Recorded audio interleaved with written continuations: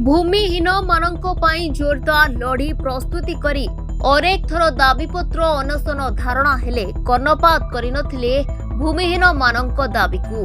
तेबे गतकाली सकाळे भूमिहीन संग्राम समितिर आवाहक श्यामलेन्दु प्रधान और सभापति रघुनाथ साहू नेतृत्व में प्राय 1000 ऊर्ध्व भूमिहीन परिवार तहसील गेट रे ताला पकाई शांतिपूर्ण भाव तहसील आगे धारणा रे बसी रही। स्थानीय पुलिस सेठारे पहुंची भूमिहीन परिवार को तहसील आगु उठी जिबा पई परामर्श देथिले।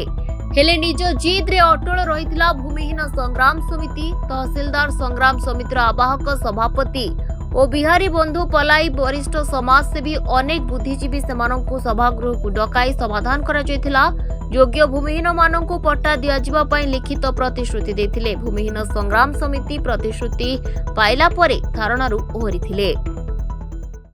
से दलित भूमिहीन संग्राम समिति तरफ सेमानकर दाबी थिला जे भूमिहीन को पट्टा देबा पेका से विषय हमर आलोचना है। तांकर प्रेसिडेंट सेक्रेटरी सहित आलोचना करा जाई। थाना आईआईसी और मु एडिशनल तहसीलदार को उपस्थित निर्देश पहुंचलु जे अगस्त प्रति मास 15 तारिख से आमको देखिए जे कौन केते दूर प्रोग्रेस करिसंती। प्लस आमे भी अगस्त 2 तारिख सुधा समस्या समाधान करने यथा संभव चेष्टा करूँ। मो ना रघुनाथ साहू। मो आंदोलन मुख्य लक्ष्य थिला वसुंधरा योजना रे भूमिहीन मानक पट्टा बंटन। आमर ये आंदोलन आज को दीर्घ 6 मास है बर्तमान चलू। तहसीलदार को विभिन्न समय दाबी पत्र भी देउथिलु। तहसीलदार आजिकाली गड़ी चलिले।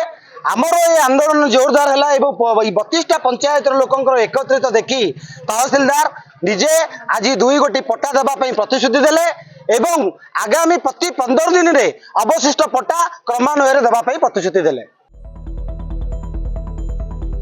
Brahmagiri Chittaranjan Mohanty report Dinalipi live.